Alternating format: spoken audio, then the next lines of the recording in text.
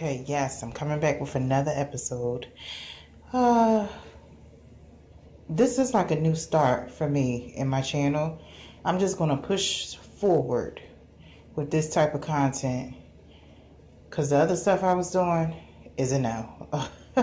Okay, so this video is called The Unsolved Murder of a Black Woman.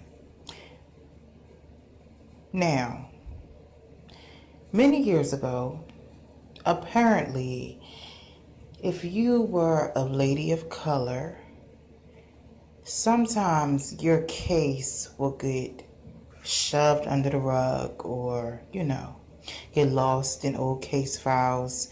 Your case would become cold because you were a person of color. It was very different back in the day, I think it's very disgusting that these ladies' death went unsolved, turned cold for so many years. Their case is completely cold. It's like, how can you give up on a case? How can you not care? Or maybe you did care, you know what I'm saying? You could say to yourself, oh, it's just a streetwalker. Oh, it's just a woman. Oh, it's just a black woman. Oh, it's just, a colored, you know how it go. It was racism back then. And it's just, as time went on, their cases got shoved under the rug. Cases got piled on top of their cases, basically. And it's like, it's so sad. Do you know what has happened? The families, mothers, fathers, uncles, cousins, families had to suffer for many, many years not knowing what happened to their loved one. Okay. 18-year-old Angela Renee Thornton. She had just moved from Seattle to Phoenix. Police say Angela was a prostitute. April 20th, 1980 at 5 a.m., bound to a bed in room 14 at the Copa Inn. 18-year-old Thornton was strangled and then mutilated. Police found her body between the bed and a desk. Her shoes and driver's license were missing. Investigators claim this was definitely the work of a serial killer. Her items were taken as trophies. Investigators say the man who found Thornton's body notified police but was uncooperative with detectives. Years later, he became their primary witness. The man told police during a recent interview that he was walking past room 14 and noticed the door was slightly open. He said he got a glimpse of Thornton being murdered. Police became skeptical about this man because they couldn't determine why he was at the inn. But later, forensic tests ruled him out as a suspect. He also gave accurate details, including a description of the murderer. Police are looking for a white male who at the time was middle-aged with shoulder-length hair and wearing painter's attire. The witness said that he left in a grayish station wagon containing painting equipment. This person may be elderly now, perhaps even dead, but police say they hope anyone who might have been in the area at the time and recalls a man fitting that description will contact authorities. Now about the motel was located at 2834 East Van Buren Street. Apparently, the motel was shut down and then demolished. The brutal death of Linda Mayfield. Linda is Council Bluffs' coldest cold case. Linda was born August 8, 1960. She was 21 years old Police say Linda was a prostitute. April 9th, 1982, 3320 West Broadway, Starlight Motel. At 2:18 a.m., officers with the Council Bluffs Police Department, Iowa, were called to the motel regarding a disturbance involving a man with a knife, according to the police report. Officers say when they arrived, Linda was found laying face down by the north office door. The responding officer said she had several stab wounds to her face, chest, stomach, hand, and foot. Mayfield was pronounced dead at 4 a.m. at Mercy Hospital. A witness who was Mayfield's friend claims the last time Mayfield was seen alive, she was with a white male who looked the age 26 to 28 years old, standing between 5'7" and 5'10".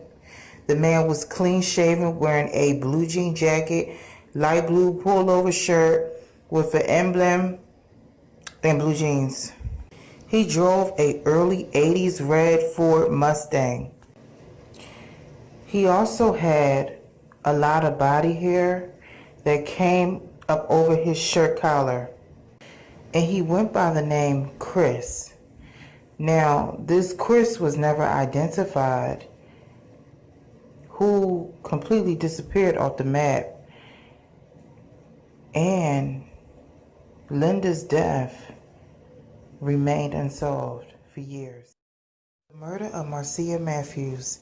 Marcia was born in 1959. Marcia was a 25-year-old known prostitute. She has a daughter named Shannon Matthews Stewart, who was 8 at the time. Stewart said her childhood was filled with frequent moves from place to place. At one point, she and her mother lived with her mother's pimp. June 12, 1985, Marcia Matthews was found dumped on the side of Interstate 71 in Ohio, barely alive. She suffered serious brain damage as a result of a fractured skull, head trauma succumbing to her injuries. A little more than 48 hours later, authorities believe the young mother had been beaten and dropped from a stopped vehicle. The police interviewed a truck driver who said he was with Matthews at a truck stop less than 3 hours before she was found on the side of the road. The truck driver and Matthews spent time together and may have been sexually involved. The man told authorities that Matthews woke him up around 2:30 a.m. so he could head back out onto the road. That was the last time he seen Marcia alive. A few hours later, a state highway patrol trooper discovered Matthews' body. She was still alive but unresponsive. She died 2.5 days later at Mansfield General Hospital from brain damage and a fractured skull. Her daughter, Shannon Stewart, is still searching for her mother's killer. Shannon is now married with 3 children. Shannon says there isn't a day that goes by that she doesn't think about her mother. The murder of Rebecca Young Davis. In 1982, when Rebecca was only 12 years old, her mother was murdered, so she had to go live with her aunt Lucille. On May 1st, 1991, a man called 911 and told a Miami police operator that he had just witnessed a horrible crime in the town of Belle Glade, 80 miles to the south.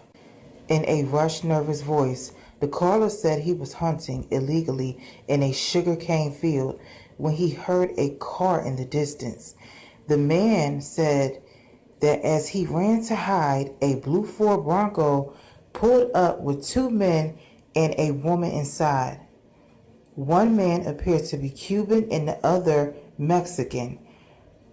By the way he spoke, the woman who was black called one of the men Ricardo. They argued about what appeared to be drugs and money.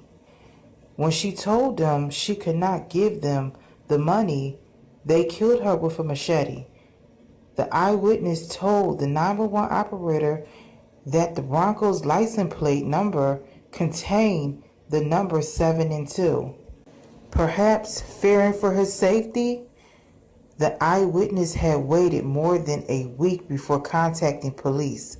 He never revealed his identity, but he provided them with enough clues to begin their investigation. The caller said that the sugarcane field was behind a building shaped like a giant ice cream cone. Detectives say when they found Rebecca, they could see that Rebecca had been laying there longer than a week. She had already passed the decomposition stage and had started to enter mummification. Her right thumbprint was the only print left. The majority of her fingers had already turned to skeleton, but with that right thumbprint, they were able to make an identification and prove that she was in fact Rebecca Young. 21-year-old Rebecca was a very quiet, shy girl. She had got involved with a man who had gotten her into a different type of lifestyle that she was accustomed to.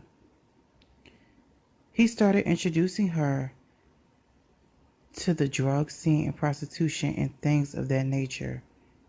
He would beat her and intimidate and threaten her into that type of lifestyle. May 14th, 1991, 3 weeks after Rebecca's murder, the sheriff's department arrested a possible suspect. He was a local man who reportedly told a prostitute that he had killed a black woman. Unfortunately, the police had no evidence, so they had to let him go. Even though the suspect was released, police believe he was somehow involved in Rebecca's murder, but they needed proof. So they searched for the eyewitness who originally called to report the crime. Not much was known about the man, except that his name was Antonio, and he said he called from a payphone because he didn't have a line at home. Judging from Antonio's accent, police believe he was born in Cuba.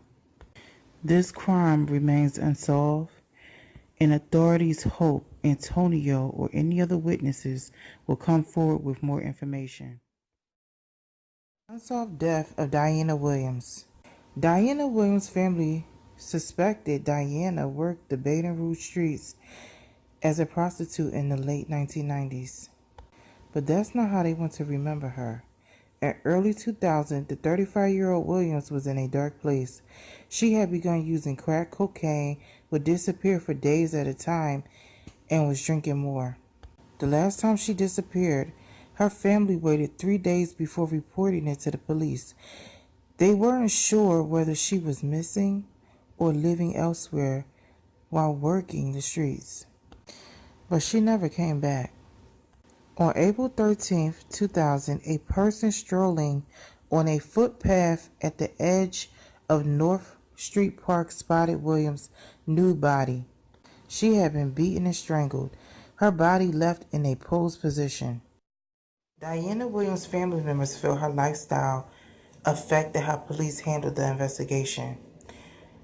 Two of Williams' sisters, Ora and Sheila Williams, note that when they went to the crime scene after their sister's body had been taken away, they saw an undergarment that belonged to Diana laying just feet from the crime scene tape. Ora Williams said she picked it up with a stick, placed it in a plastic zip closed bag, and gave it to a detective that day. Sheila says they were in clear view. They weren't hidden. Gabrielle Williams, who is Diana's daughter, says, "I still have so much anger. I think everybody did it. I just want to be able to sit there and have that trial. I deserve that as a person. Prove to me that you care, that she wasn't just a drug addict, that she was a human being. 29-year-old Joanna Weaver. Joanna has 2 children, Denisha Radford and Tyree Harper. In her last years, Joanna had become addicted to crack cocaine and turned to prostitution to pay for the drugs. Joanna's mother, Johnny, had taken Joanna to rehab several times, but Joanna would leave without completing a program. Johnny says Joanna did the best she could to protect her children from her lifestyle. And it had also become routine to leave her children with her mother on the weekends. As usual, Joanna would drop them off on Friday, but this Friday was different. She dropped them off and she was supposed to pick them up on Sunday. Joanna never returned, and Johnny began to worry. But the problem is Johnny had to work. So she made arrangements with relatives, friends, and neighbors to watch Joanna's children. So through the week, Johnny received voicemails from her daughter that caused her to fear for her safety, not because of anything explicit in them, but because the tone and timing seemed off. However, she could not report her daughter missing because of those voicemail contacts police told her. It's no longer clear when the last voicemail message was received in those. Johnny says she remembers watching the news of a body found near downtown. She remembers feeling a chill, especially when other family members would call to suggest that the description of a tall, thin black woman matched Joanna. She remembers thinking it couldn't possibly be her, but dread the fear that it was.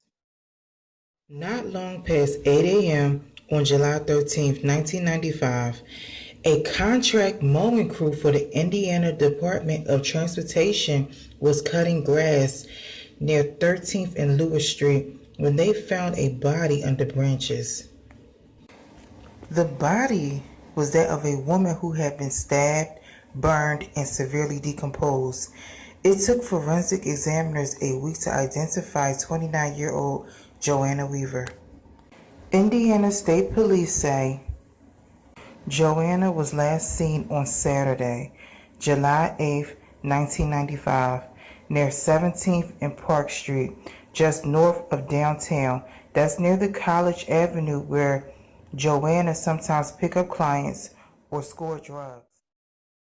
Joanna's friends say the last time they seen her, she was with an unfamiliar man. When Joanna was found, she was wearing a black, red, and white check dress. She was 5 feet 8 inches tall and weighed 130 pounds. 42-year-old Delphine Ashe Buchannon, 1996. Buchannon was last seen alive the day before Thanksgiving. Relatives say Buchanon's face was filled with scratches. Buchannon was with a man named Nat. The 42-year-old was reportedly in an altercation with Nat. They were first in a verbal altercation and then in a physical altercation. And that's when he decided to force her into a van. But before leaving, Buchannon decided to slip her mother a piece of paper that said, "My Lord, if I never see you again, I do know that I love you." The day after Thanksgiving, The beaten body of Delphine Ashe Buchannon was found near a wooded area by the baseball diamond of Taylor Park at Gale and Baltimore Streets in Mobile's Mayfield community.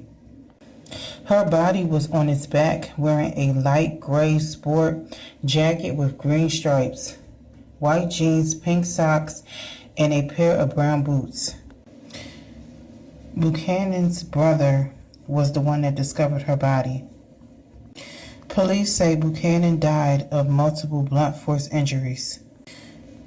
When detectives arrived at the victim's home, about 4 blocks from the crime scene, one of her sons ran to the park where his mother's body was. That's a difficult thing for a child to find his mother like that. On December 2nd, 1996, Knapp, who was 44 at the time, was charged with murder and Buchanan's death, but the case was dropped due to lack of evidence.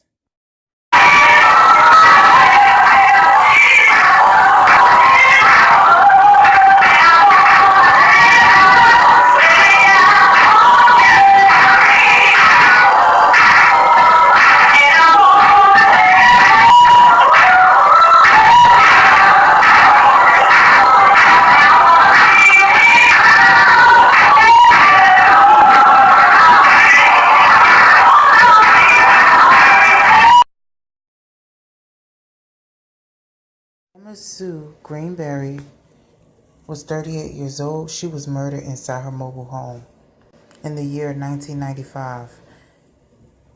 She was an amazing singer, and her case still remains unsolved today. Answers about who killed 38-year-old Emma Sue Berry 2 years ago. Berry was found shot to death in her mobile home that once sat on this land in the Buffalo community. The killer is still on the loose. We can't give up, and we won't give up, because Emma was the joy of our life. Angela Marie Altman. 4-year-old Jessica Marie Altman found her mother's dead body Saturday afternoon, January 24th, 1981, in the Fort Dodge apartment where the two lived together. 22-year-old Angela Marie Altman lay partially nude on the kitchen floor, stabbed and strangled. When the child answered the phone calls, she told the callers about her mother and said she'd been unable to wake her. Angela's sister became suspicious, so she decided to visit Angela's apartment with the police. Thankfully, the 4-year-old was unharmed. Unfortunately, the weapon was not found. Medical examiners ruled cause of death as strangulation and blood loss caused by 20 stab wounds to Altman's abdomen.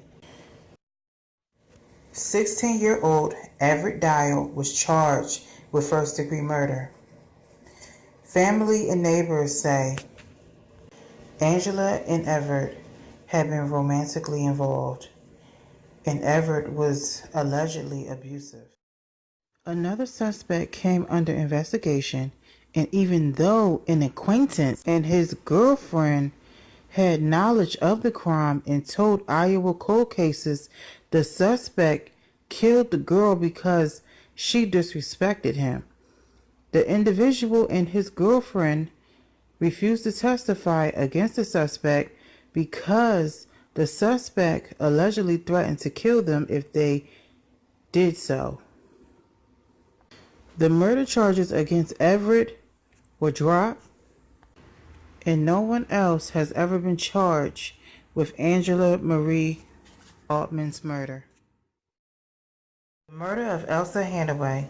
Elsa went to the UK as a bright-eyed and pretty 16-year-old from a small island in the West Indies hoping for a better life. Elsa raised her 5 children and even a grandson. In 1987, she was 37 years old. She was enjoying a night out away from the kids when she was kicked unconscious and then dragged 100 yards into Whitworth Park. where she was raped and beaten so badly she suffered severe internal injuries, brain damage. Her naked body laid undiscovered for 5 hours before a Friday morning when a jogger found her.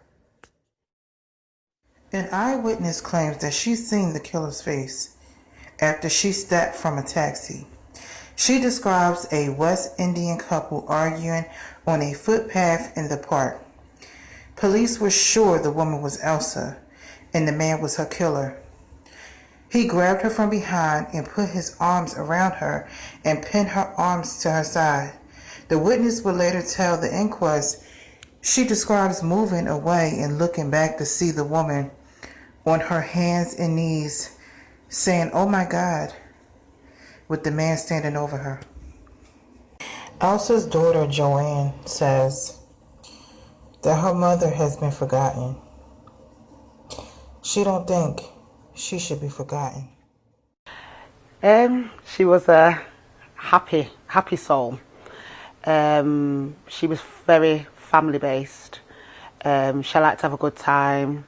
Everybody remembers her she loves to dance, but her focus was always around family, especially my son, her grandson, Raphael, who was the main one that she was with all the time. That's what I remember of just being a beautiful soul. It's been really hard, but that's all I've been able to do is just get on with it. But it'd be a lot easier if we did know who done it, why they've done it, because it's kind of left a big hole in the family. More so to my other brothers and myself and uncles, and a lot of friends that she left behind. So it would be a help if someone did say something. You know, you need to kind of come forward and do the right thing, because it's been, like you said, nearly 30 years and there's a family that's still hurting, that don't know why it's happened, why you chose her, and the best thing to do is just get it off your chest right now and just say, so we can put some kind of closure, and so that her soul, like I said, I don't think her soul's rested, that she can rest in peace, because I know she can't be, knowing that the person who done this is still out there. You have to have faith sometimes, you know, and I have kept the faith that one day, doesn't matter how long it'll take, that there'll be an end to it all.